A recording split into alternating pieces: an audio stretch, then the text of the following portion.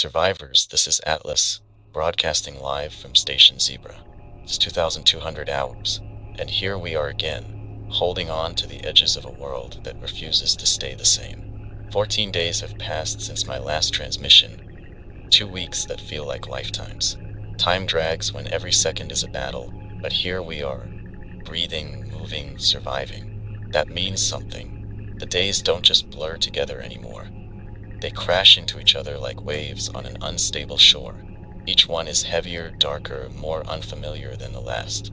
If you've been watching the skies, and I know some of you are, you've seen the changes. The clouds hang lower now, as if the atmosphere itself is pressing down on us.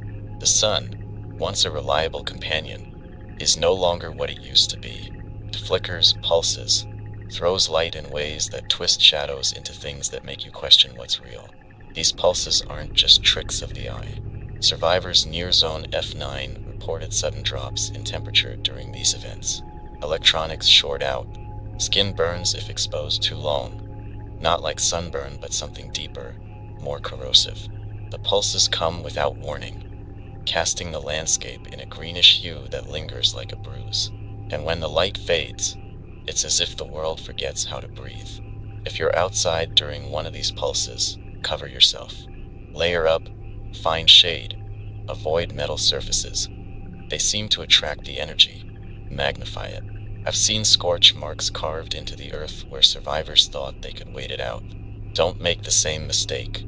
Keep moving, keep watching. The sun isn't a friend anymore. It's a weapon, whether by design or consequence. And then there's the air. It's heavier than it was even a month ago. Clings to you, tastes metallic. In some places, you can feel it vibrate, like the hum of a broken machine. Survivors have told me about sudden nosebleeds, dizziness, even fainting spells in areas where the air seems wrong. I can't explain it, but it's there, and it's spreading. If the air feels sharp, if it burns when you breathe, get out. That place doesn't want you there, and neither do they. Speaking of spreading, the sea isn't staying where it belongs. The tides are rising, yes, but it's more than that. They're reaching, clawing inland in ways that defy reason. Survivors near the southern coastlines reported walls of water surging forward without warning, towering higher than anything natural. When they recede, they leave behind scars, shimmering patterns etched into the sand, glowing faintly under the night sky. Don't linger near the water. Whatever's beneath those waves is awake now, watching. I've heard stories of silhouettes moving just below the surface, sleek shapes that seem to follow the tide as it creeps further and further into what used to be our world. The low hum you feel in your chest near the coastline, that's not the wind. Trust me, you don't want to know what it is. Even the nights aren't safe anymore. The darkness feels alive, heavier than it has any right to be. Stars flicker like they're struggling to stay alight, and in some places, they vanish entirely, swallowed by an oppressive black that eats at the edges of the horizon. Survivors have whispered about figures moving in that darkness, tall shapes that glide without sound. They're only seen out of the corner of the eye, gone the moment you turn to look. Whether they're real or some trick of the void, it doesn't matter. Stay out of the open after sundown. The night belongs to them now. 14 days. That's how long it's been since I moved Station Zebra to this new location. The last site wasn't safe. Drone patrols swept through at all hours, relentless and precise. I barely made it out before they cleared the area. This new spot isn't perfect, but it's holding for now. That's the best any of us can hope for, isn't it? If you're listening, it means you've made it through another stretch of hell, and that's worth something. Every day you survive is a day they didn't expect you to see. It's proof that we're not done yet, not by a long shot. So keep your head up, survivors. The world may be unrecognizable, but it's still ours, for now. And as long as this signal reaches you, you're not alone. Now let's get into it. There's more to cover and no time to waste.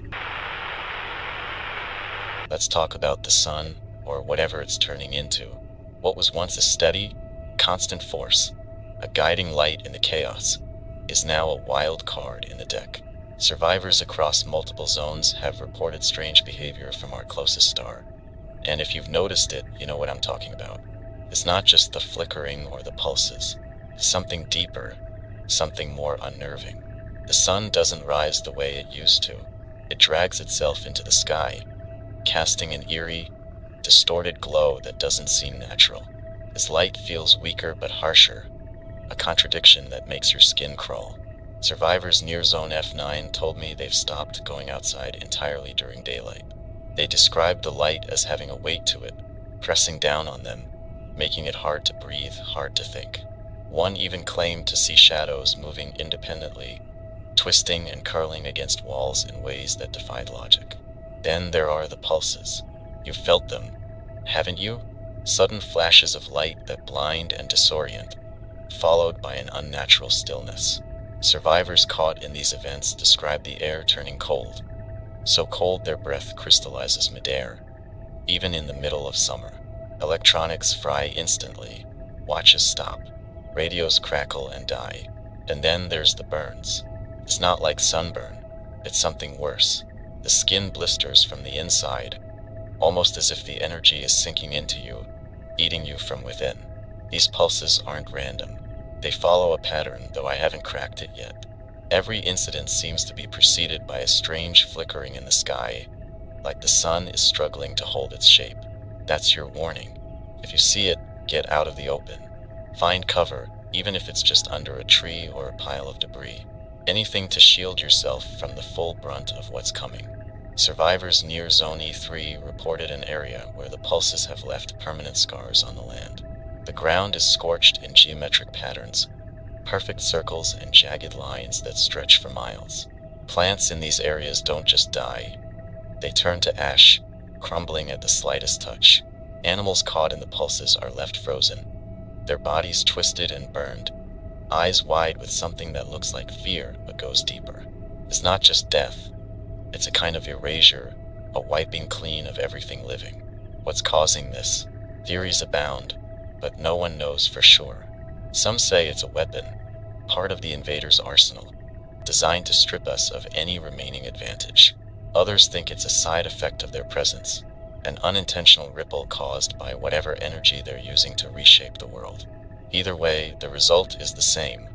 The sun is no longer a source of life. It's a threat, unpredictable and relentless. And it's not just the light. Survivors near Zone C7 described a strange phenomenon during one of these pulses.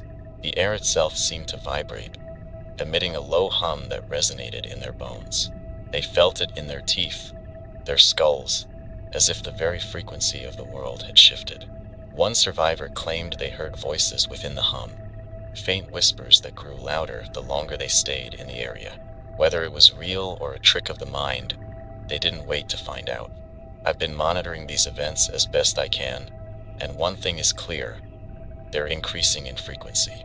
What used to be a rare occurrence is now happening almost daily in some zones. The pulses are growing stronger, too, their effects reaching further each time. If you think you're safe because you've avoided one so far, don't get comfortable. It's only a matter of time before they reach you.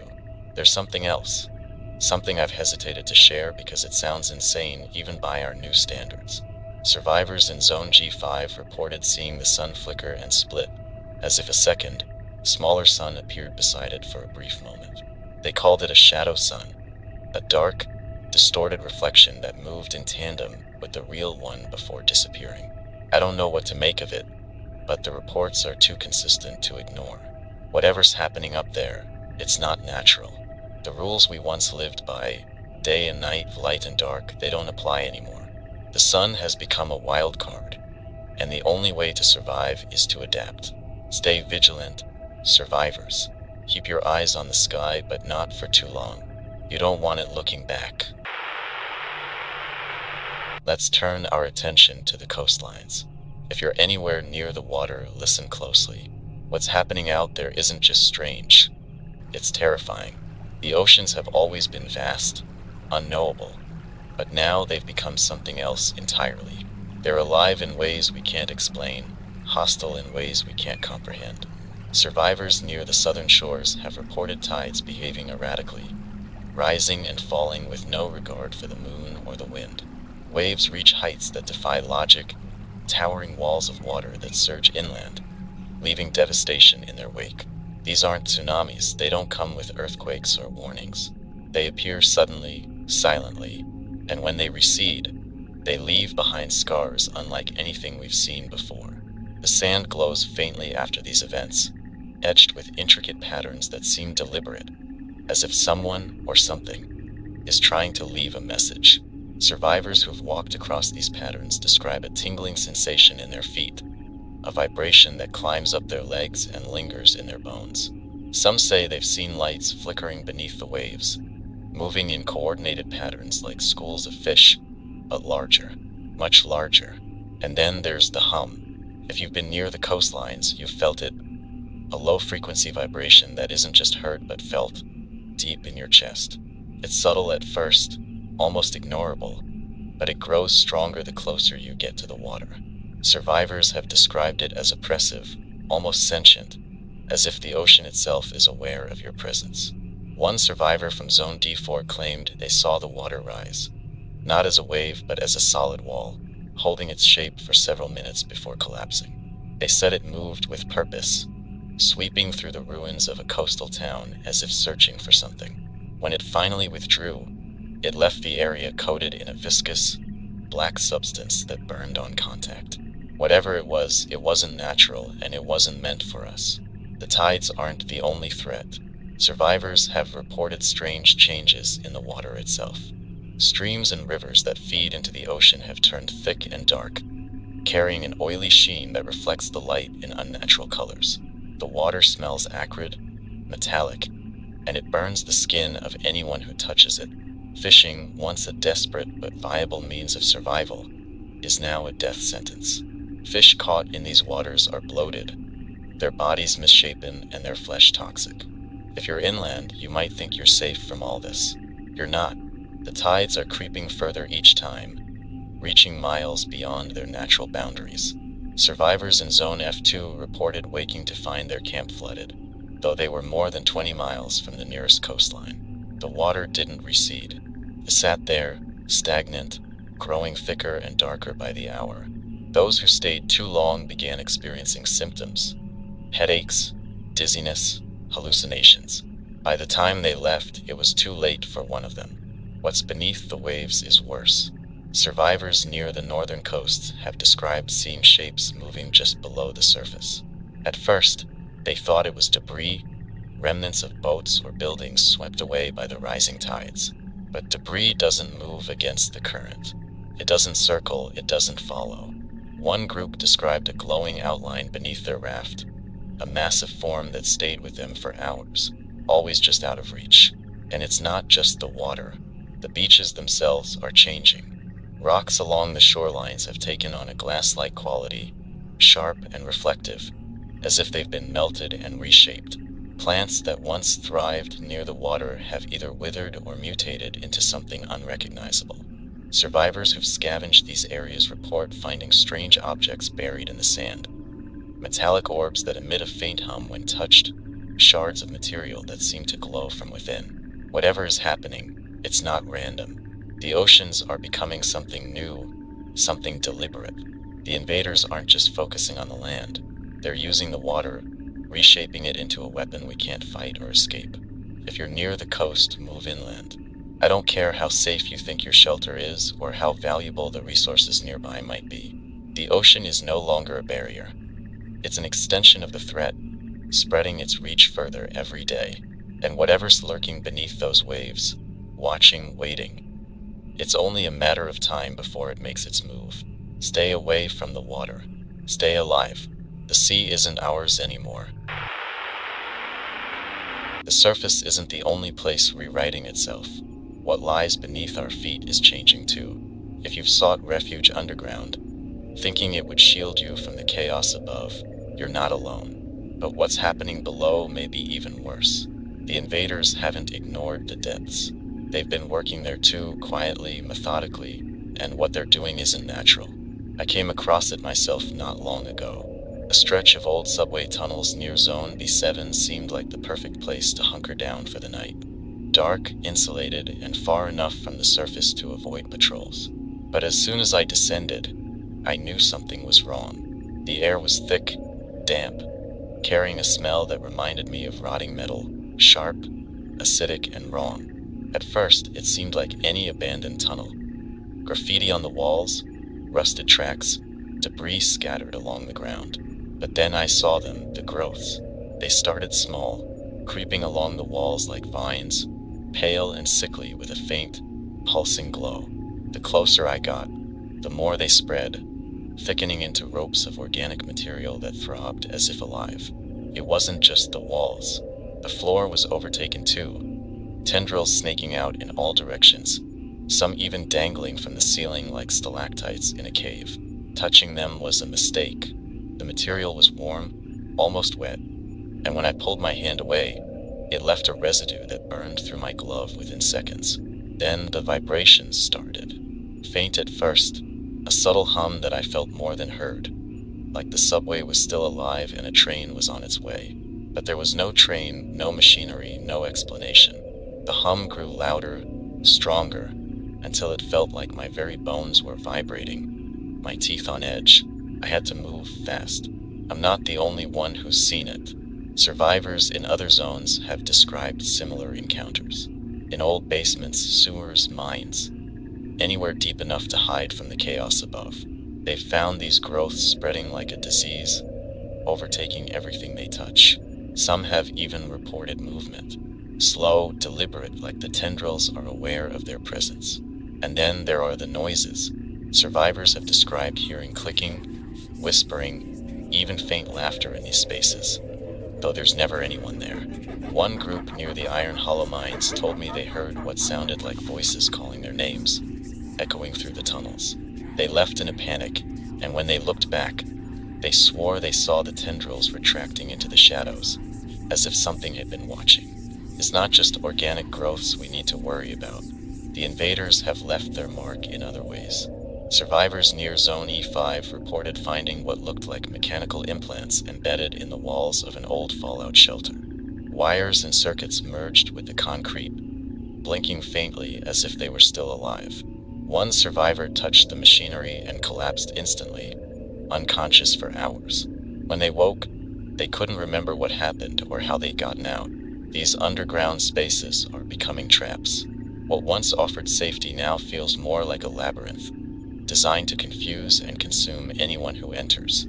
Survivors have described losing their sense of direction entirely, landmarks shifting or disappearing altogether.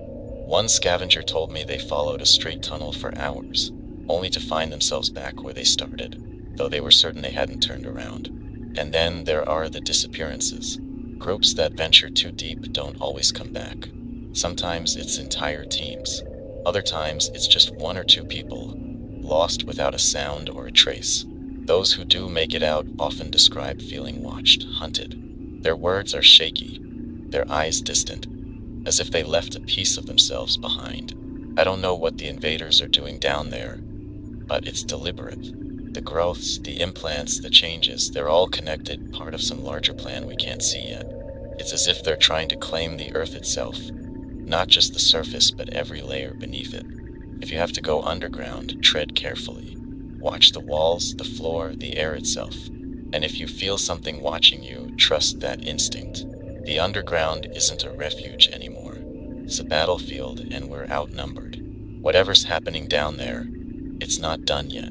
This is just the beginning. Survivors, let's talk about the machines, or more specifically, what's happening to ours. Technology used to be our ally, our edge in the fight for survival. Radios, flashlights, batteries, tools, they kept us connected, kept us alive. But now, it's as if the invaders have found a way to turn our own creations against us. I've seen it firsthand. Abandoned facilities where the lights still flicker, where machinery hums as if waiting for orders. At first, it seems like a good sign, power, resources, maybe even shelter. But it doesn't take long to realize something's wrong. The machines don't behave as they should. Monitors flash with static that isn't random, filled with shapes and symbols that make no sense. Buttons light up on their own, and dials spin aimlessly, even when there's no power source connected. I encountered one of these places not long ago, an old military outpost, half buried under rubble but still functional in some way. The hum of the generators was almost comforting, a reminder of what we've lost.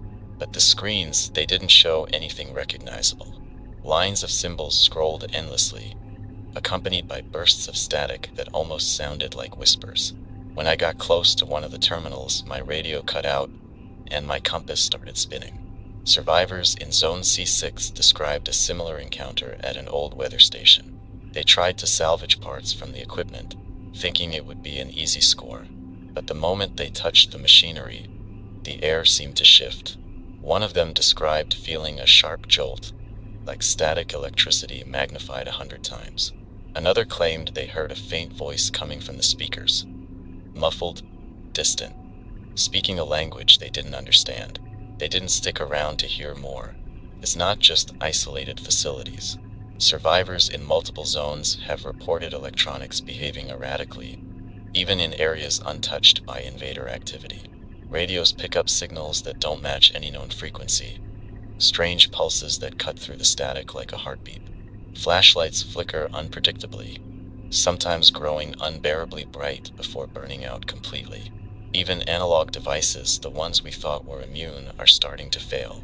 Watches stop, compasses spin, and even mechanical clocks lose track of time. What's most alarming is how selective these malfunctions seem to be. They don't happen everywhere, and they don't affect everything. It's almost as if the invaders are testing something, targeting certain areas or devices to see how we react. Survivors near Zone E9 reported finding a small, untouched power grid still running. It looked like a jackpot. Working lights, humming transformers, everything intact. But when they approached, the lights began to dim, pulsing in sync with a low vibration they could feel underfoot. By the time they turned back, every device they carried had been fried. There's something deliberate about this, something calculated. It's not just about denying us resources, it's about eroding our confidence, making us question the tools we rely on. Every flashlight that flickers, every radio that dies, every compass that spins. It chips away at the fragile sense of control we've managed to hold on to. And then there are the devices we haven't built. Survivors in Zone B4 described finding strange objects embedded in the ground, metallic spheres that pulsed faintly with light. At first, they thought they were invader tech, maybe surveillance devices or weapons. But when they tried to move one, the air around them grew thick and cold, and their electronics failed instantly. One survivor described a ringing in their ears, so intense they collapsed. When they recovered, the sphere was gone, leaving only a scorched patch of earth behind. These anomalies aren't just isolated incidents. They're part of something larger, a pattern that's hard to ignore. Survivors in Zone G3 reported seeing invader drones hovering over abandoned buildings, emitting a faint, almost imperceptible hum. The next day, every device in those buildings stopped working, as if the drones had drained the area of energy. What can we do? Not much except adapt.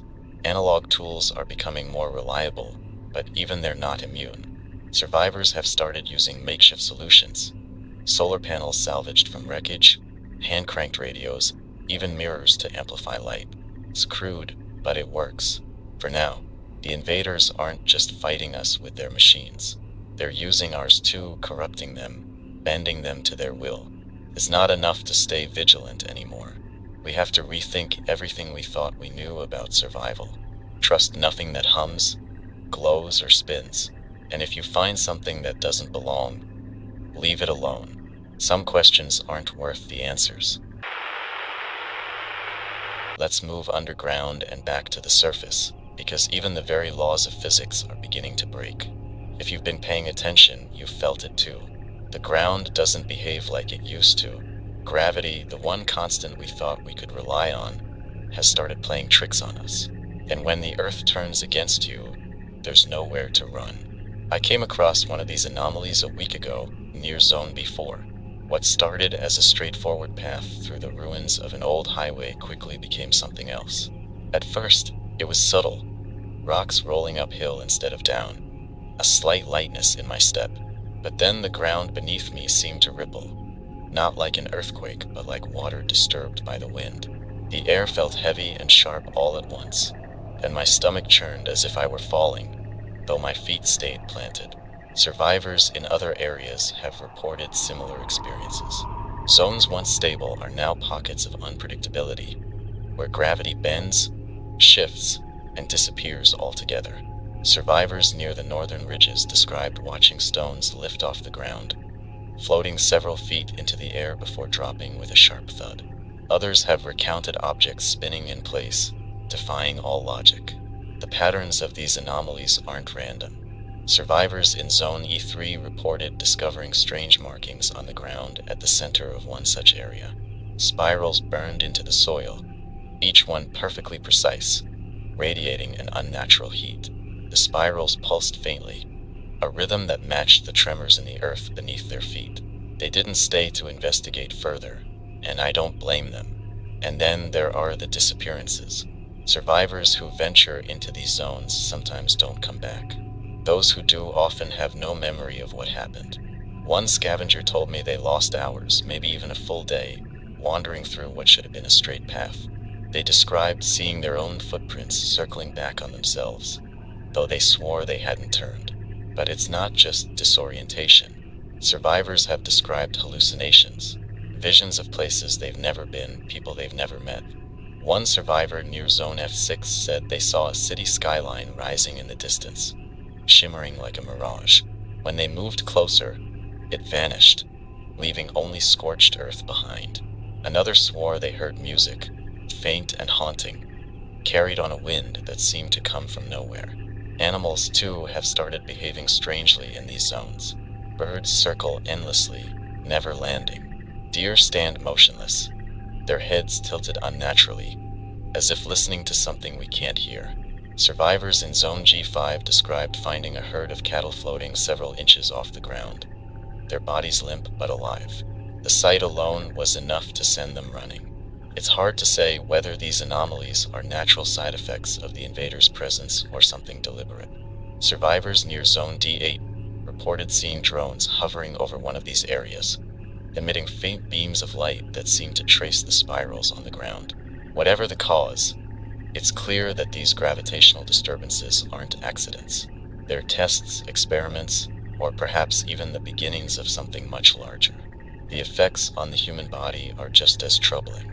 Survivors who spend too much time in these zones describe dizziness, nausea, and an overwhelming sense of dread. Some report sharp pains in their joints, as if the very pressure of gravity is being weaponized against them. One scavenger told me their skin felt as though it were being pulled in opposite directions, though there was no wind, no force to explain it. And yet, these anomalies seem to attract people. Maybe it's curiosity, or maybe it's something more sinister. Survivors near Zone E9 found a group of people standing at the edge of one such area, motionless, staring at the spirals. When they called out, none of them responded.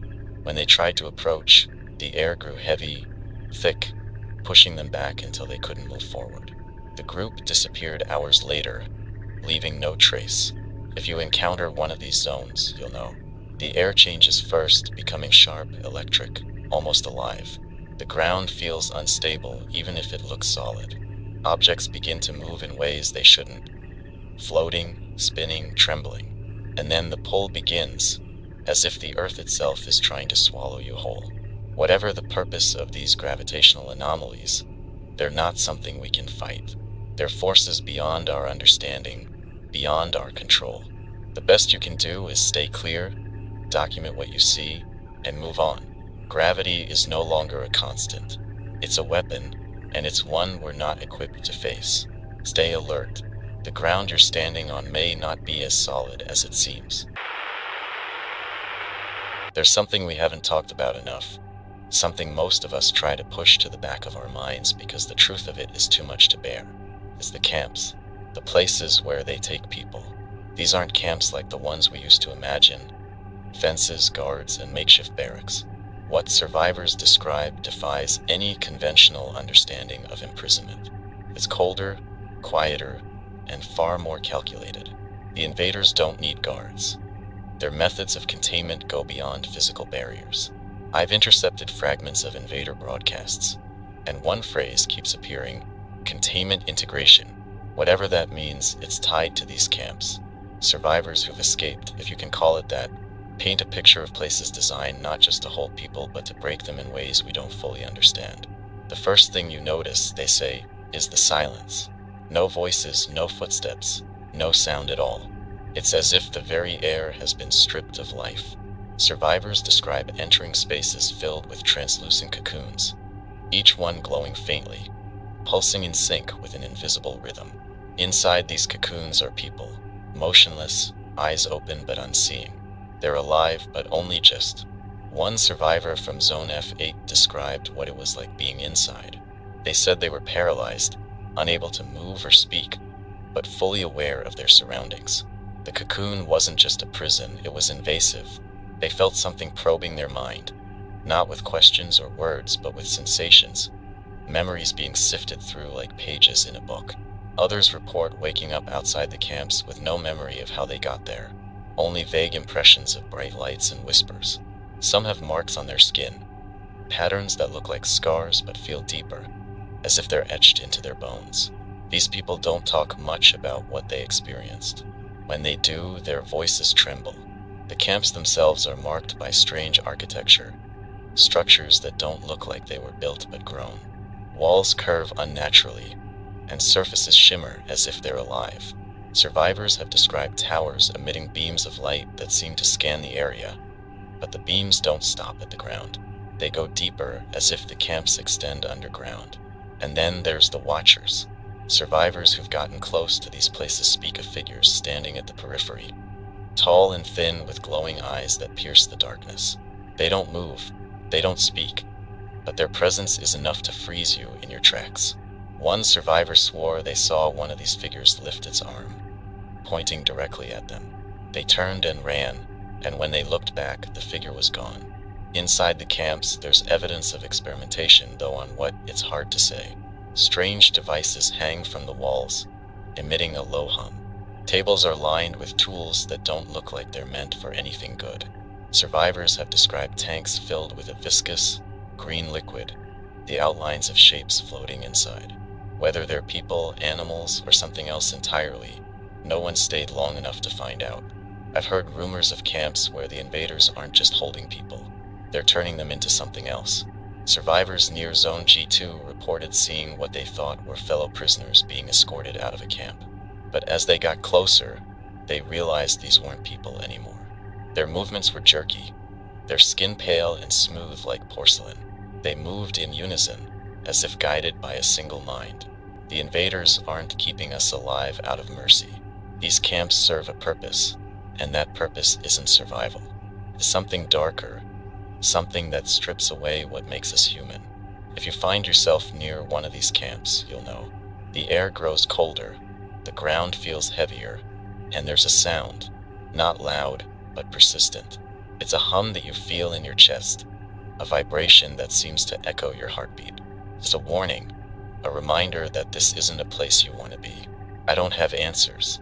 I don't know what they're doing in these camps or why, but I do know this: they're not invincible. Survivors near Zone E7 managed to destroy part of a camp's perimeter using crude explosives. They didn't breach the inner defenses, but it was enough to send a message. The invaders may be powerful, but they're not gods. If you're near one of these places, stay as far away as possible. Mark it on your maps, warn others, and move on. These camps aren't just prisons, they're factories, and what they're building inside is something none of us want to face. The camps are real survivors, and they're growing. The air around us has started to betray us. What we used to take for granted, the invisible force that fills our lungs and carries sound, is changing, becoming something alien. It's no longer just air. It's something alive, something weaponized. Survivors have been reporting anomalies in the atmosphere that range from unsettling to outright deadly. Let me walk you through what we know. First, there's the metallic tang. You've probably noticed it in some areas. The taste that lingers at the back of your throat, sharp and cold. It's a warning. The air in these places isn't just heavy. It carries an unnatural charge, almost electric. Survivors describe the sensation of their hair standing on end, the faint buzz of static crackling just out of reach. And then there's the burning. Breathe too deeply, and your lungs feel like they're filling with ash. Your throat scratches raw, and your body rebels against the poison you've unknowingly inhaled. These zones aren't random. They cluster around certain areas, often near invader activity or strange landmarks. Survivors near Zone F6 reported a patch of forest where the air shimmered like heat rising off asphalt. The trees were blackened, their bark peeling in spirals, and the ground beneath them was littered with charred leaves that disintegrated at the slightest touch. Walking through it felt like stepping into a furnace, though the temperature hadn't risen. The air itself was attacking them. And then there are the vibrations. Survivors in Zone D9 described standing in an open field when the ground began to hum. It wasn't an earthquake. There was no shaking, no movement. Instead, the hum rose through their bodies, resonating in their chests, their teeth, even their bones. Radios cut out, compasses spun, and the air grew thick, as though it was pressing down on them. One of them described hearing faint whispers within the hum, though none of the others could confirm it. The whispers. I've heard too many stories about them to dismiss them as hallucinations. Survivors described them as faint, almost imperceptible, like voices carried on a distant wind. They're never clear, never loud enough to understand, but they have weight, intent. One survivor from Zone G7 said the whispers seemed to come from every direction, surrounding them, pulling them deeper into the anomaly. They barely made it out. Fog is no longer just fog. Survivors near coastal zones have described dense banks of mist rolling in faster than any natural weather should allow. These aren't gentle, gray veils obscuring your vision. They're heavy, almost solid, wrapping around you and cutting off all sound. One group described standing in the middle of a fog bank and realizing they couldn't hear each other, even though they were shouting. The silence was absolute, oppressive. When the fog finally lifted, they found themselves miles from where they'd started, disoriented and missing half their supplies. Then there's the glowing sap. Survivors in Zone E8 reported finding trees oozing a luminous, blue-green liquid. It looked like something out of a dream, beautiful in its strangeness. But the moment they touched it, their skin burned, blistering almost instantly. The sap didn't behave like any natural substance. It moved, almost as if it were alive, flowing uphill and retreating into the bark when disturbed. Rain has changed too. We've talked about the glass rain before, but it's not the only anomaly. Survivors in Zone C4 described a storm that rolled in without warning, drenching the area in a viscous, gray liquid. It clung to everything it touched, eating through clothing, corroding metal, and leaving painful burns on exposed skin. The rain carried a smell, sharp, acrid, and metallic, like the aftermath of a lightning strike. Whatever fell from the sky wasn't water, and it wasn't meant for us. Lightning no longer behaves as it should. Survivors near Zone F3 reported seeing spirals of light erupting from the sky, twisting and coiling like living things. One bolt struck the ground, leaving behind a crater that glowed faintly for hours. The air around it was thick with a metallic haze, and anyone who got too close described feeling as though they were being pulled toward the crater, their bodies heavy and sluggish. These atmospheric oddities aren't just strange, they're deliberate. They're part of the invader's strategy, a way to weaponize the very environment against us. The air we breathe, the storms we seek shelter from, the ground beneath our feet. None of it is safe anymore. If you notice the air growing heavy, if you feel the vibrations rising through your body, if you taste metal at the back of your throat, get out. These zones are expanding, their effects growing more severe. The atmosphere is no longer just a backdrop to our survival. It's a battlefield, and it's one we're struggling to navigate. Stay sharp, survivors. The air itself is turning against us. Let's talk about the landmarks, the familiar places that used to guide us, shelter us, remind us of what once was. They're disappearing, not in the slow way we used to expect, where nature reclaims the ruins and time erodes the edges. No, this is faster, stranger, more deliberate.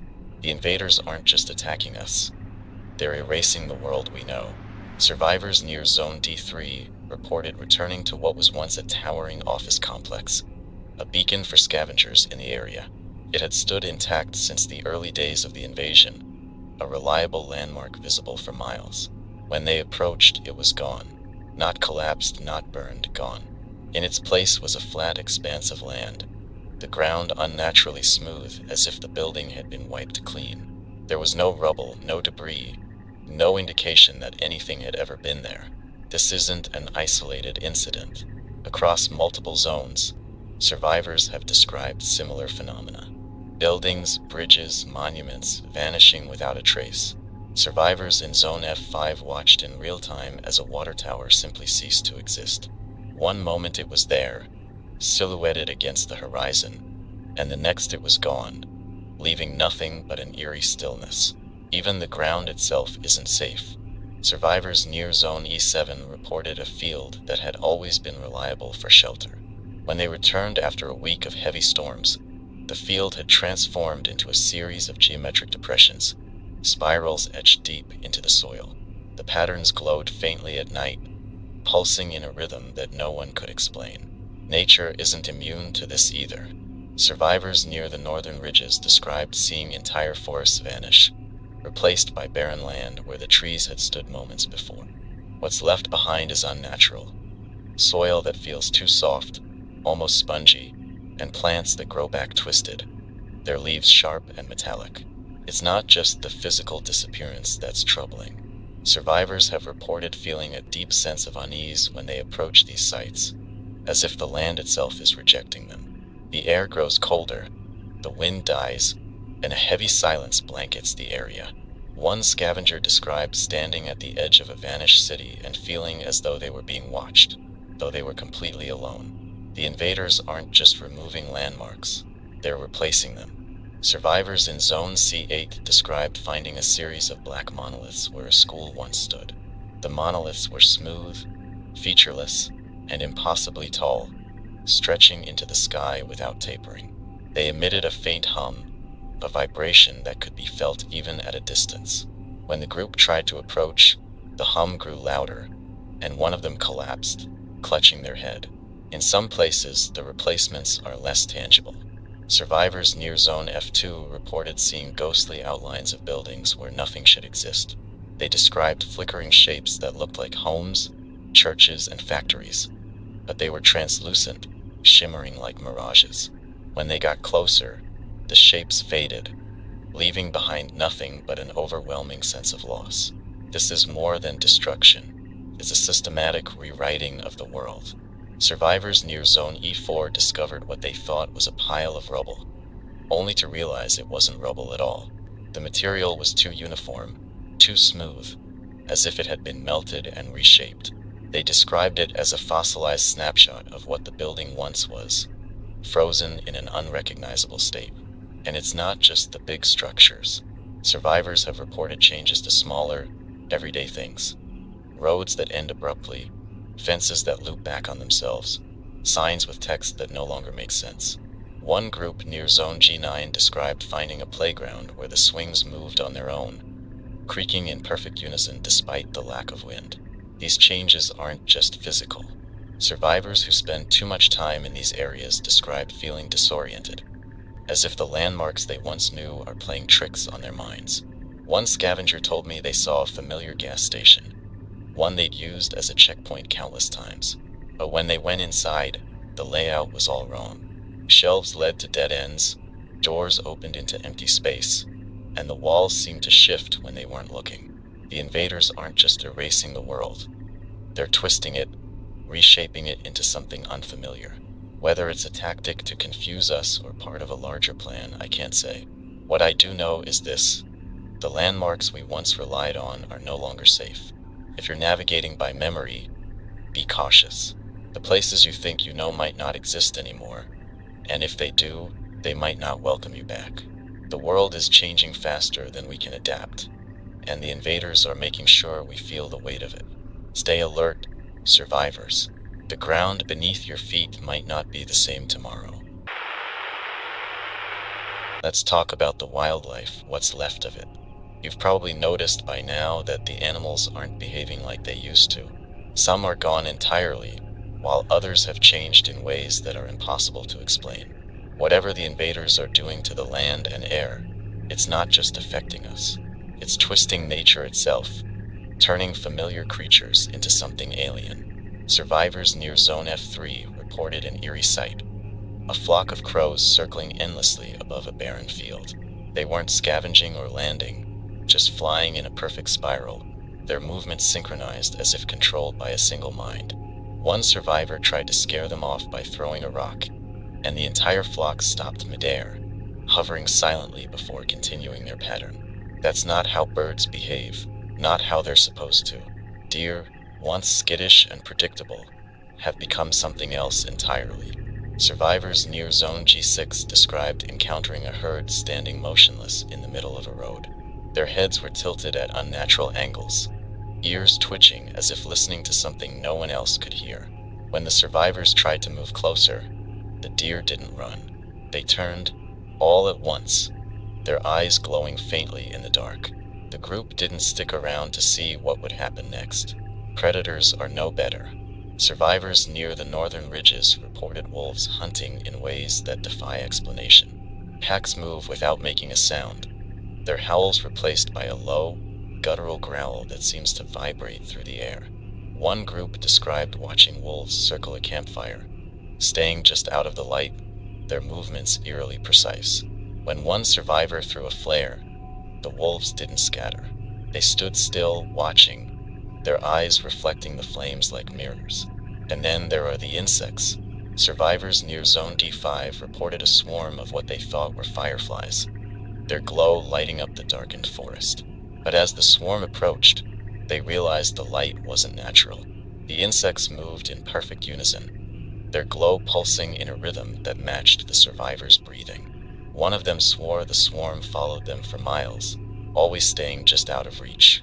It's not just the behavior that's changed. Survivors have described physical mutations, animals that look almost familiar but are undeniably different. Birds with too many eyes, snakes with translucent skin, rabbits with fur that seems to shimmer like metal. Survivors near Zone E2 found a bear carcass that looked ordinary at first glance, but its bones were lined with a strange, glowing material. Whatever it was, they didn't stick around to examine it further. Even domestic animals aren't immune. Survivors in Zone C8 reported finding a dog wandering alone in the ruins of a small town. It was thin but otherwise healthy, its coat pristine. They thought they'd found a rare stroke of luck, a companion to help ease the isolation. But as the days passed, the dog's behavior became erratic. It would stare at walls for hours, its ears twitching as if hearing something no one else could. At night, it refused to stay close, pacing in circles around their camp. When they woke one morning, the dog was gone, and all that remained were strange, spiraling patterns burned into the ground where it had slept. The water seems to play a role in this too. Survivors near Zone F9 described a lake that glowed faintly at night, its surface unnaturally still. Animals that drank from it began to change almost immediately. Birds grew lethargic, their feathers losing color. A raccoon that approached the water began convulsing before fleeing into the forest, its movements jerky and unnatural.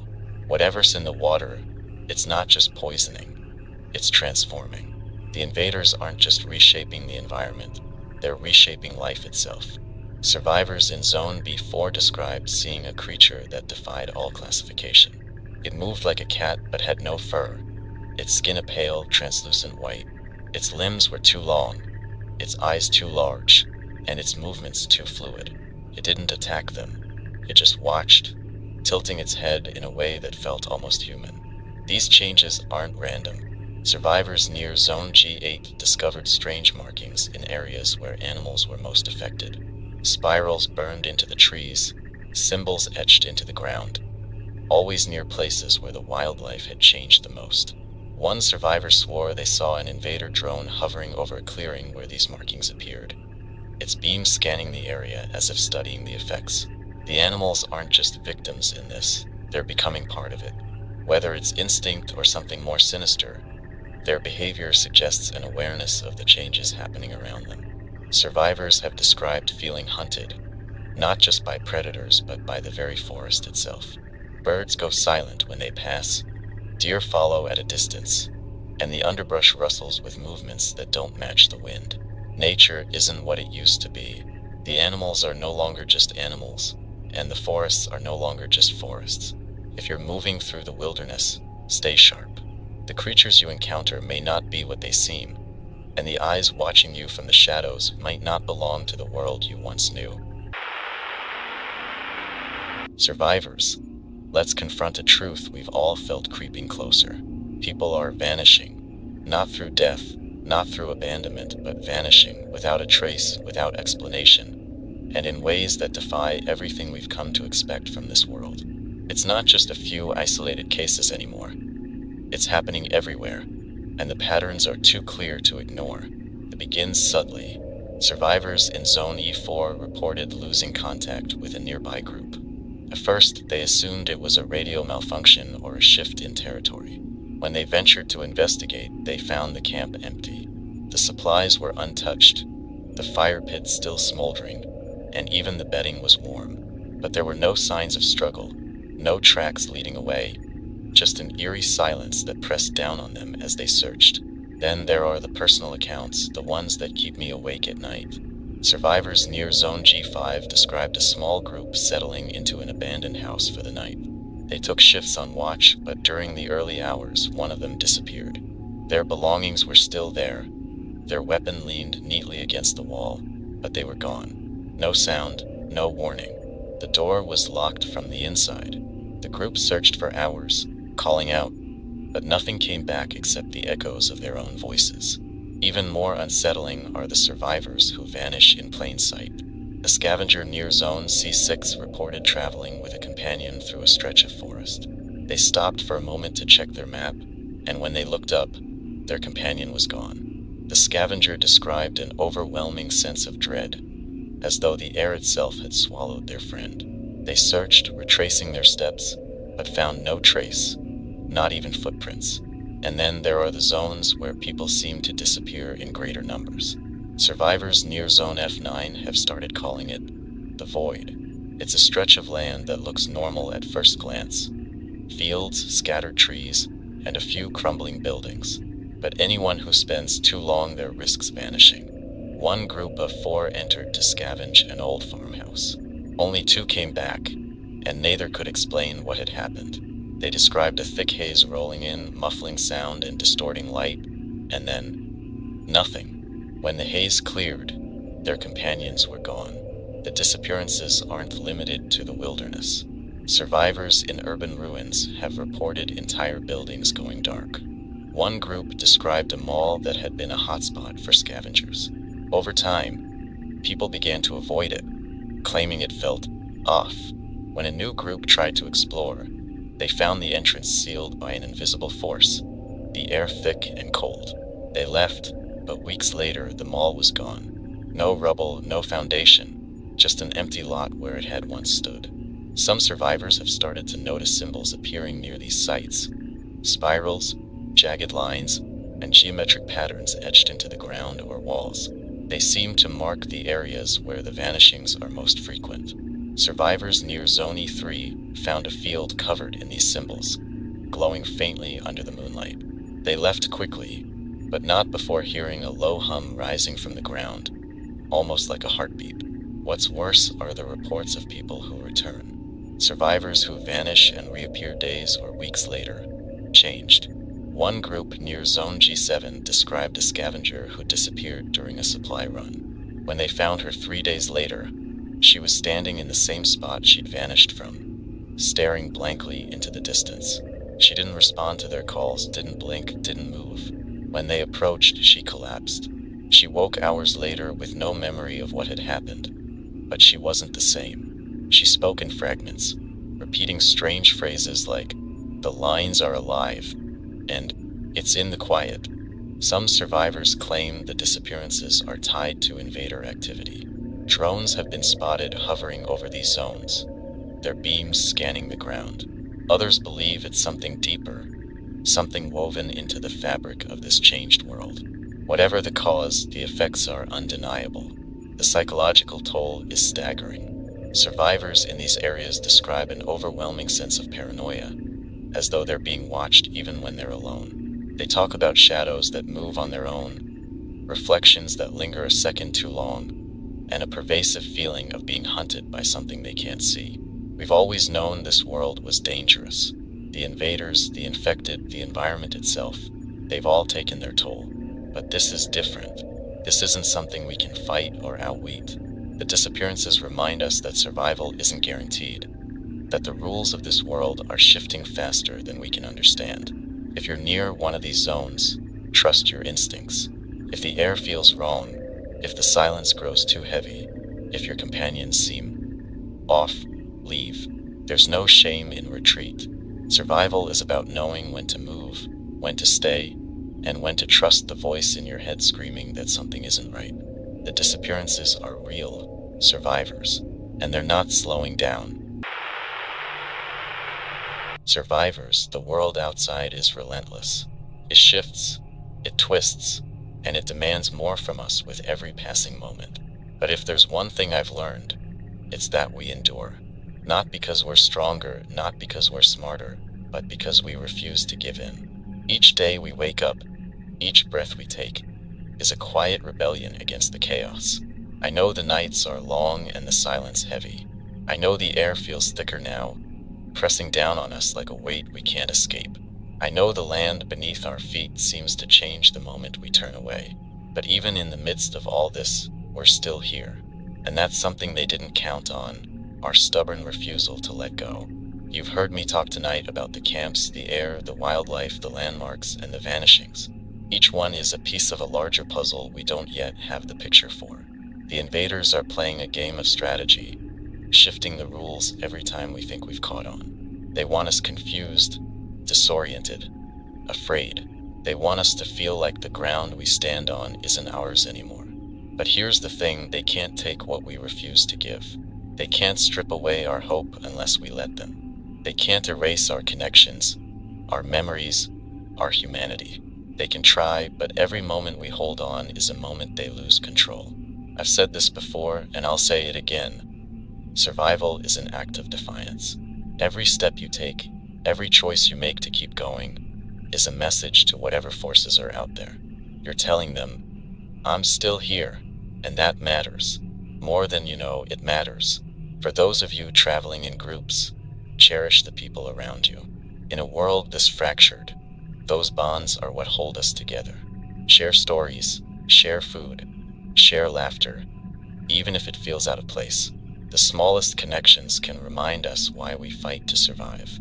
For those of you traveling alone, remember that solitude doesn't mean isolation. Every voice you hear on the radio, every trace of another survivor, is proof that you're not as alone as you think. I know it's tempting to dwell on the what-ifs, to question every choice that led you here, but that path only leads to despair. The past is gone, and the future is uncertain. All we have is the now, the breath in our lungs, the pulse in our veins. Focus on that. Let it anchor you when the world feels like it's slipping away. And don't underestimate the power of small victories. A scrap of food, a warm place to rest, a fleeting moment of peace. They're not just survival, they're triumphs. Celebrate them, no matter how insignificant they might seem. They're reminders that even in the darkest moments, we can still find light. As you move through this world, stay vigilant. Trust your instincts. If something feels wrong, it probably is. If the air grows heavy, if the silence deepens, if the land beneath your feet feels unfamiliar, listen to the voice in your head telling you to move. That voice is your ally, but don't let fear paralyze you. This world thrives on fear, feeds on it.